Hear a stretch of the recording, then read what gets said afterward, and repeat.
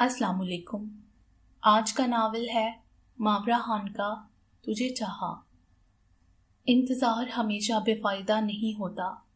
इंतज़ार करती हुई और अपनी किस्मत पाती हुई लड़की की कहानी। क्या आप ज़िंदगी के इस सफ़र में मेरा साथ देंगी अलीना सरफराज?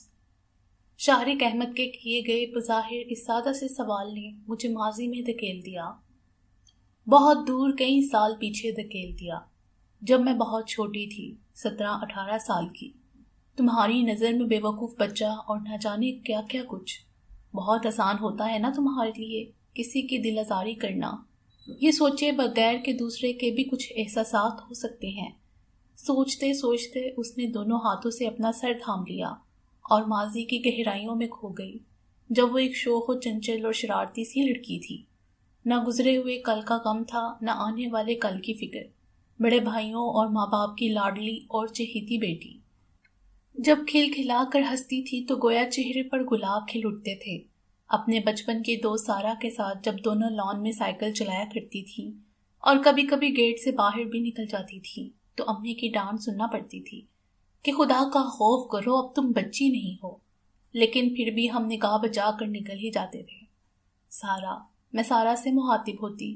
ये भी खूब है कि जब अपनी मर्जी करो तो तुम भी बच्ची नहीं हो और घर के कामों में दिल लगाओ, बड़ी हो गई हो। और जहाँ किसी बात में बोलें तो फिर फौरन चुप करा दिया जाता था कि बच्चे नहीं बोलते बड़ों की बातों में। मैं बड़बड़ाती रहती और सारा हंसती रहती मेरी बातों पर। हमारे घर से 2 घर छोड़कर एक बड़ा खूबसूरत सा बंगला था जिसका गेट हमेशा बंद ही देखा था। लेकिन आज जब मैं और सारा एक दूसरे के पीछे साइकिलिंग करते हुए तेजी से गुजर रहे थे तो एकदम मेरे पैर ब्रेक पर थम गए। मेरे पीछे सारा गिरते गिरते बची। तो ये है अलीना, ये क्या हरकत है? चलते चलते एकदम रुक गई। और ये क्या हरकत कर रही हो? किसी के घर में झांकना कितनी बुरी बात है। मुझे तो जैसे सारा की आवाज सुनाई दे रही थी और मैं खुले हुए स्याह गेट के अंदर खड़ी क्रोला के अंदर बैठते हुए ड्रेसिंग और स्मार्ट से शख्स को देखे जा रही थी। मैं तो इसे भूत बंगला समझ रही थी, यहाँ लोग रहते हैं। और फिर ये हमारा मामूल बन गया कि कॉलेज से आते जाते बंगले का जायजा जरूर लेते थे। मैं और सारा लॉन में बैडमिंटन खेल रहे थे और साथ साथ बातें भी कर रहे थे। सारा, तुमने देखा ये कितना हैंडसम शख्स है? मैं तो हैरान हूँ, बिल्कुल हीरो की तरह। बस बस, सारा जलकर बोली। एक तो हर अहरे गहरे को देखकर तुम्हारा तबसरा करना जरूरी होता है और तुम पता नहीं किस दुनिया की बासी हो, लगता है दिल नहीं है तुम्हारे सीने में। दिन गुजरते गए, हम अपनी पढ़ाई में मसरूफ हो गए। पता नहीं क्यों मैं जब भी तुम्हारे घर के सामने से गुजरती तो गोया एक नज़र डालना ज़रूरी समझती थी। इम्तिहान सर पर थे और पढ़ाई में बिल्कुल दिल नहीं लग रहा था। अम्मी जूस निकाल निकाल कर पिलाती कि मेरी बेटी कमज़ोर हो गई है पढ़ पढ़ कर। सारा और मैं अक्सर मिलकर तैयारी किया करते थे। सारा बिल्कुल हमारे घर की फ़र्द की तरह थी। इस तरह दिन गुजरते गए और मैं सेकेंड ईयर में आ गई। इन्हीं दिनों में जब मैं और सारा शॉपिंग करके आए तो लॉन में भाई जान के साथ उस डैशिंग से शख्स को देखकर तो जानो मुझ पर हैरतों के पहाड़ गिर पड़े। अगर सारा ना संभालती तो मैं तो गिर गई होती। कुछ चलकर और कुछ बाकर हम दोनों ने लॉन अबूर किया तो अम्मी हमारी बुखलाई हुई हालत देखकर पूछे बिना न रह सकी, वो अम्मी, वो भाईजान के साथ लॉन में कौन है? मैंने फूली सांसों के साथ पूछा। फरहान, भाईजान का कोई स्कूल के जमाने का दोस्त है, यही हमारे घर के करीब ही कर लिया है। फरहान से मुलाकात हुई तो मिलने चले आए, लेकिन तुम क्यों परेशान हो? अम्मी ने सारी तफसील बताते हुए पूछा। ऐसे ही अम्मी, मैं तो बस यूं ही पूछ रही थी और ये जान करके तुम भाईजान के बचपन के दोस्त हो मुझे बड़ी खुशी हो रही थी। फिर तो ये रोज का मामूल बन गया कि भाईजान तुम्हारे घर या तुम हमारे घर, और तो और अब्बू और छोटे भैया से भी तुम्हारी खूब बन रही थी। बस एक मैं ही थी जो दूर दूर से तुम्हें देखती रहती थी, या कभी कभी जब चाय सर्व करती तो तुम एक सरसरी सी नजर मुझ पर डाल लेते थे और मुझे अपनी जानिब देखते पाकर हल्की सी मुस्कुराहट लबों पर ले आते। फिर मुझे पता चला कि तुम्हारा नाम शारिक है, शारिक अहमद। हाल ही में तुम्हारा इस शहर में ट्रांसफर हुआ है और तुम कॉलेज में पढ़ाते हो। डॉक्टरेट की थी तुमने। अम्मी अबू का इंतकाल हो चुका है, सिर्फ एक बड़ी बहन है जो स्टेट में रहती है। मुझे तुम्हारे अकेलेपन पर वाकई बड़ा रहम आया। मैं अक्सर सारा से तुम्हारा जिक्र करती, बल्कि हमारी गुफ्तगू का ज़्यादातर मौजू तुम ही होते थे। कितनी अच्छी थी तुम्हारी पर्सनैलिटी, अजीब सा सहर था तुम्हारी शख्सियत में। तौबा करो, वो भाईजान के दोस्त हैं, तुम्हारे लिए लायक एहतराम। सारा मुझे छेड़ती। तो मैं क्या कह रही हूँ, इज्जत करती हूँ उनकी। मेरे जवाब पर सारा चुप हो जाती। हमारे लॉन में एक तरफ ऑस्ट्रेलियन तोतों का पिंजरा था। मैं और सारा इन्हें दाना डाल रहे थे और किसी बात पर हंसते भी जा रहे थे। तुम फरहान भाई के साथ अंदर आ रहे थे, मुस्कुराकर हमें देखने लगे और मैं तुम्हें इस तरह देखकर खड़ी की खड़ी रह गई और तुम मेरी इस हरकत पर बौखला गए। एकदम भाई जान से मुहातिब हुए कि अलीना के मिजाज में बचपना बहुत है। मुझे बड़ा अजीब लगा तुम्हारा ये तबसरा। और फिर उसी तरह आते जाते मिलते जुलते चाय पीते हुए तुम अक्सर मुझे हाय बेबी कहते, तो मैं अंदर तक से जल जाती। पता नहीं कौन सी रूह समाई हुई है तुम्हारे अंदर, मैं तुम्हें बच्ची लगती हूँ। मैं बड़बड़ाती हुई चली जाती। एक दिन हम लॉन की सीढ़ियों पर बैठे अपने दोस्तों की बातें कर रहे थे कि छम से तुम्हारा ख्याल दिल में आ गया। ये शारिक अहमद मुझे बिल्कुल लिफ्ट नहीं कराते। जाहिर है फरहान भाई के दोस्त हैं, तुम्हें बच्चों की तरह ही ट्रीट करेंगे ना। और मैं दोस्त होते हुए भी सारा को ये ना बता सकी कि मैं तुम्हें अपने दिल में बहुत ऊंची जगह बिठा चुकी हूँ। अगर कभी तुम मुझसे मुस्कुरा कर बात कर लेते थे तो गोया वो लम्हात मेरे लिए किसी खजाने से कम ना होते थे। हमारे सेकेंड ईयर के एग्जाम्स के बाद अम्मी अबू तो बड़े अब्बा के पास यूके चले गए। अम्मी ने मुझे ले जाना चाहा, लेकिन मेरी एक ही जिद थी कि अभी नहीं जाऊंगी, आप होकर आ जाएं। अम्मी अबू के जाने के बाद तो फरहान भाई और तुम्हारी महफिलें ज़्यादा ही जमने लगी। तुम कॉलेज के बाद अक्सर हमारे यहाँ नजर आते। फिर काफ़ी दिन हो गए तुम दिखाई ही नहीं दिए। बड़े भाई जान से पूछने की हिम्मत ही ना हुई। एक दिन यूं ही सारा के घर से आते हुए तुम्हारे घर के गेट पर नजर पड़ी तो खुला हुआ देखा। पता नहीं मुझे क्या हुआ, बेसोचे समझे अंदर चली गई। इतना खूबसूरत लॉन और फिर कॉरिडोर से गुजरते हुए आहिस्ता कदमों से चलते हुए अंदर आई। नौकर सफाई कर रहा था। न सामने से तुम आ गए। तुम्हारे चेहरे पर फैली हुई बेजारी की लकीरें साफ नजर आ रही थीं। माथे पर बल पड़े और फिर तुम्हारा चेहरा एकदम गुस्से से लाल हो गया। ये क्या? मैं हैरान होकर तुम्हें देख रही थी कि तुम मुझे देखकर खुश होने की बजाय तुम्हें मेरा आना बुरा लग रहा था। आप यहाँ क्या कर रही हैं? निहायत खुश्क लहजे में गोया हुए। घर जाइए। और मैं एकदम से इस सूरत हाल से परेशान मुंह से एक लफ्ज़ ना निकल पाया। जी, वो मैं ऐसे ही यहाँ से गुजर रही थी तो गेट खुला देखा तो यहाँ आ गई। बहुत खूब। तुम इस्तेहज़ाइया अंदाज में बोले। किसी का भी गेट खुला हुआ देखेंगी तो आप अंदर चली जाएंगी। मैं तुम्हारा ये रूप देखकर परेशान हो गई। आंखें एकदम भर आईं। खुद पर काबू नहीं रहा। उल्टे कदमों अपने घर की तरफ भागी और अपने कमरे में आकर ठहरी। या अल्लाह, इतनी बेइज्जती! क्या बिगाड़ा था मैंने उनका? जरा भी तो लिहाज नहीं किया। और अपनी इस खातिर पर जो तुम्हारे घर जाकर हुई, मैं दिनों उदास रही। फिर मौका पाते ही सारा से दिल की भड़ास निकालनी चाही। सुनो सारा। बालों में क्लिप लगाते हुए सारा ने जवाब दिया। ये बताओ क्या मैं बहुत बुरी लगती हूँ? क्या मतलब? सारा वाकई नहीं समझी। वो भाई उनके दोस्त है ना, पता नहीं क्यों मुझे अच्छा नहीं समझते, बात भी ठीक तरह से नहीं करते। तुम्हें कैसे पता चला? सारा ने टटोलती हुई नजरों से मुझे देखा। ऐसे ही बस मैंने अंदाजा लगाया है। और उस दिन की अपनी बेइज्जती की बात खोल कर गई, क्योंकि उसे पता था कि सारा ये बात जानकर जरूर अम्मी से कह देगी या शायद मेरी अना और हुतारी आड़े आ रही थी। सारा भी बड़ी तेज थी, फौरन ताड़ गई। सच बताओ, तुमने उनसे कुछ कहा था क्या? भला वो कहाँ पीछा छोड़ने वाली थी। और फिर मैं हार गई। दिल जो भर आया था इस वाक़े की वजह से, सारी बात सारा को सुना दी और मेरी इस बात पर हैरानी से मुझे देखे गई। और फिर एकदम बोली, कोई ज़रूरत नहीं है उन्हें चाय वाय देने की, और तुम उनसे रिजर्व रहा करो। और फिर वाकई मैं उनसे रिजर्व ही रहने लगी और कोशिश करने लगी कि अगर उनसे सामना हो तो उनकी तरफ निगाह उठाकर भी न देखूं। मेरे इस हफा से रवैये को भी तुमने अहमियत न दी, बल्कि तुमने आना भी कम कर दिया। फिर सुना है कि आजकल तुम प्रोफेसर हिना के साथ काफ़ी देखे जा रहे हो। ये खबर सारा की बहन फिजा ने दी, जो तुम्हारी यूनिवर्सिटी में पढ़ती थी। उसने बताया कि डॉक्टर शारिक का मैडम हिना से अफेयर चल रहा है। स्टूडेंट्स को तो ऐसी बातों की खोज रहती है। जहाँ किसी टीचर की किसी फीमेल टीचर के साथ फ्रेंडशिप देखी और राय का पहाड़ बना दिया। और तुम्हारा तो वाकई पहाड़ निकला। उनकी खास फ्रेंडशिप है मैडम हिना से, लगता है शादी कर रहे हैं उनसे। फिजा बोले जा रही थी, ये सोचे बगैर कि मेरे दिल पर क्या गुजर रही है।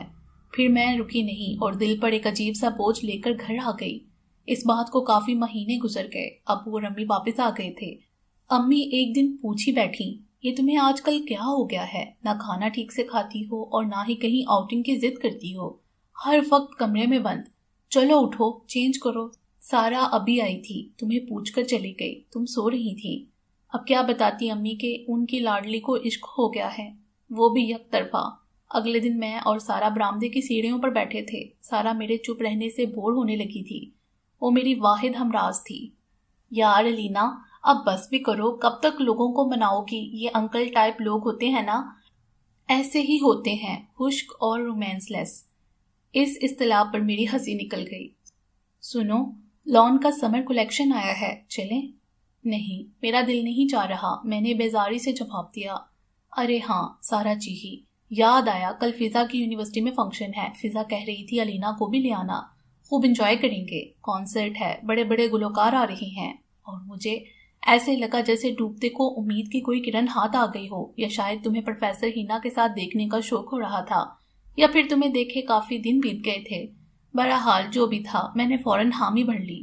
امی نے جو کافی دن بعد میرے چہرے پر رونق دیکھی تو جٹ جانے کی اجازت دے ڈالی۔ ادھر ابو نے تایا ابو کے ساتھ یوکے میں اپنا بزنس سیٹ کر لیا تھا۔ فرحان بھائی بھابھی اور بچوں کے ساتھ یوکے جا رہے تھے۔ چھوٹے بھیا کے ایگزامز ہو رہے تھے۔ دن بڑے بور گزر رہے تھے کہ ایسے میں یونیورسٹی کے فنکشن میں انوائٹ کیا جانا بڑا اچھا لگا۔ یونیورسٹی میں بہت گہما گہمی تھی۔ سارا میرا ہاتھ پکڑے مجھے ایک طرف گھسیٹتے چلی لے جا رہی تھی۔ کیا ہے، چھوڑو بھی، ابھی میرا جملہ منہ میں ہی تھا کہ سامنے سے تم اور ہینا آتے ہوئے نظر آئے۔ لگ رہا تھا کہ دونوں میں کافی بے تکلفی ہے۔ تم مسکرا کر باتیں کر رہے تھے، اور پھر میڈم ہینا تمہاری کسی بات پر زور سے کہکا مار کر ہنسی تھی۔ مجھے ان سے جیلسی محسوس ہوئی، یک لخت مجھے سامنے دیکھ کر تم ٹھٹکے، یا شاید مجھے ایسا محسوس ہوا تھا، لیکن اگلے ہی لمحے تم یوں پاس سے گزر گئے گویا جانتے ہی نہ تھے، اور اپنے اس پوری طرح اگنور کیے جانے پر عجیب سی شرمندگی محسوس ہوئی۔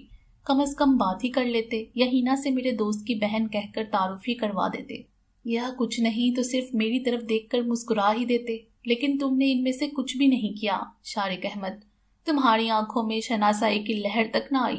سارا نے ہلکے سے میرا ہاتھ دبایا جیسے تمہارے سلوک پر تسلی دے رہی ہو۔ پھر میں وہاں رکی نہیں، فوراً سر درد کا بہانہ کر کے سارا کے ساتھ گھر آ گئی۔ میری وجہ سے سارا کا پروگرام بھی خراب ہوا۔ پھر فضا کی زبانی ہی پتہ چلا کہ تم ہینا کے ساتھ چھٹیوں پر گئے ہو، اور یہ کہ شادی کر رہے ہو۔ اب میں تمہارے لیے صبر کر چکی تھی اور تمہیں بھولنے کی ناکام کوششوں میں لگ گئی۔ تم تعطیلات سے واپس آئے تو پتہ چلا کہ تمہارے ساتھ ہینا نہیں تھی۔ فضا ہی سے پتہ چلا کہ وہ کوئی چلی گئی ہے اپنے پیرنٹس کے پاس، باقول اسٹوڈنٹس کے کہ شاید ان دونوں میں بنی نہیں، بریک اپ ہو گیا ہے۔ ظاہر ہے ایسے خشک آدمی کے ساتھ کون رہ سکتا ہے۔ میں بڑبڑائی۔ کیا؟ فضا بولی، کچھ نہیں، میں تو بس ایسے ہی کہہ رہی ہوں۔ انہی دنوں جب ابو آئے ہوئے تھے تو میں ابو کے ساتھ گھر کی کچھ چیزیں لینے جا رہی تھی، تم گاڑی اندر لے جا رہے تھے، فوراً رک کر اترے، ابو نے بھی گاڑی روکی، اترے، تم بڑے اتفاق سے ابو سے مل رہے تھے، سب کی خیریت پوچھ رہے تھے اور فرحان بھائی کے آنے کے بارے میں۔ ابو بھی بڑی دلچسپی سے سب تفصیلات تمہیں بتا رہے تھے، اور میں گاڑی میں بیٹھی سوچ رہی تھی کہ اس شخص کے کتنے روپ ہیں، اور ہینا کے کیس کے بعد تو میں تمہاری طرف دیکھنا بھی نہیں چاہتی تھی، اپنے آپ کو تمہارے خلاف کر رہی تھی، تب چونکہ جب ابو نے فرنٹ سیٹ پر بیٹھتے ہوئے تمہاری تعریف میں کچھ کہا۔ ابو کو ان کی حقیقت کا کیا پتا؟ میرے دل میں ایک عجیب سی خلش رہتی تھی، تمہارے لیے نیگیٹو فیلنگ کے باوجود تمہیں دل سے نکال نہیں پائی تھی۔ پھر بہت سارے دن، مہینے، سال ایسے گزر گئے جیسے زندگی میں آئے ہی نہ تھے۔ امی کا پریشر مجھ پر بڑھتا ہی جا رہا تھا۔ شادی کر لو الینا، تمہارے ابو کے بہت اچھے جاننے والے ہیں، لڑکا دبئی میں ڈاکٹر ہے، اور سب سے بڑی بات یہ کہ خود انہوں نے کہا ہے تمہارے لیے۔ لیکن اب اگر تم نے ہمارا کہا نہیں مانا تو تم جانو، اور تمہاری زندگی، ساری زندگی تو تمہارے ساتھ نہیں رہیں گے ہم۔ سارا کی شادی ہوئے بھی 5 سال ہو گئے تھے، اس کے 2 بچے بھی ہو گئے تھے۔ وہ جب بھی آتی میری شادی پر زور دیتی اور میں ٹال دیتی۔ بڑے بھائی کو یوکے کی آب و ہوا راس نہ آئی، لہٰذا ماں فیملی واپس آ گئے۔ چھوٹے بھیا نے MBA کے بعد ابو کا بزنس سنبھال لیا تھا، وہ بھی اپنی فیملی کے ساتھ سیٹ ہو گئے۔ امی میرے لیے بہت فکر مند رہنے لگی تھی، لیکن میں کیا کرتی، تمہارے بعد کوئی آنکھوں کو جچا ہی نہیں۔ میرے ساتھ تمہارا سلوک، بیزاری، اس کے باوجود پتہ نہیں کب اور کیسے تم دل میں کھپ گئے تھے، اور میں اپنی انا کے ہول میں بند فرحان بھائی سے تمہارے بارے میں کبھی پوچھ بھی نہ سکی، اور پھر پوچھ لینے سے حاصل بھی کیا ہو جانا تھا۔ پھر آہستہ آہستہ میں نے جینے کا ڈنگ سیکھ لیا۔ بھائی جان کے توسط سے مجھے بڑی اچھی جاب کی آفر ہوئی، جسے میں نے قبول کر لیا۔ حالانکہ کہ چھوٹے بھیا نے کئی بار مجھ سے کہا تھا کہ آفس آ جایا کرو، تمہارا دل بھی لگا رہے گا، لیکن مجھے تو جیسے مشکلات اچھی لگتی تھی، جبکہ امی کافی ناراض ہوئی کہ فرحان کو میرا بالکل خیال نہیں ہے اور مجھے پیار میں سب نے بگاڑ دیا ہے۔ जिंदगी एक नए रुख पर चल पड़ी थी। बड़े भाई और भाभी बातें कर रहे थे। मैं कॉफी बना रही थी कि मुझे तुम्हारा नाम सुनाई दिया। मेरे हाथ कुछ रुक से गए। भाई कह रहे थे, शारिक आया हुआ है, आज खाने में जरा एहतमाम कर लेना। अच्छा, कब आई हजरत? भाभी हंसकर बोली, ये शादी क्यों नहीं कर लेते? घर में भी आराम मिलेगा और अकेलापन भी दूर हो जाएगा। इतनी स्टैब्लिश फैमिली है, क्या कमी है उनमें, या फिर पहले ही शादी कर चुके हैं? नहीं भाई, कहाँ की है शादी। अजीब आदमी है, आज से नहीं शुरू से ही ऐसा है, अपने आप में मगन रहने वाला, इंट्रोवर्ट शख्सियत। मैंने पूछा था एक बार, लगा था कि कोई इसकी जिंदगी में। इसने कुछ नहीं बताया। मैंने भी मुनासिब नहीं समझा दोबारा पूछना। तुम भी किसी को चाह सकते हो, बड़ी हैरत की बात थी मेरे लिए।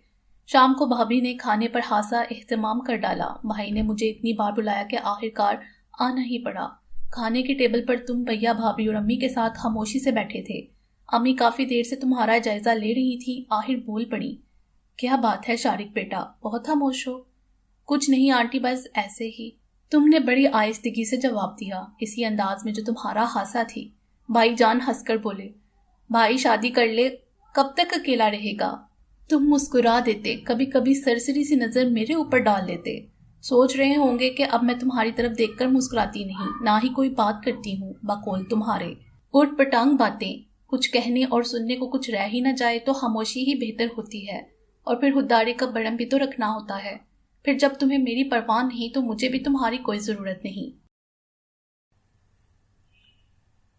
खाना खाकर मैं तो उठकर चली गई। फिर मुझे नहीं पता कि मेरे पीछे क्या बातें हुई। दिन रात एक जैसे गुजर रहे थे। जिंदगी में कोई उमंग, दिलचस्पी जैसे नजर ही नहीं आती थी। फिर इन्हीं बोर दिनों में मैंने फैसला कर लिया कि मैं बड़े अब्बा के पास चले जाऊं। वैसे भी वो मुझे बहुत याद कर रहे थे।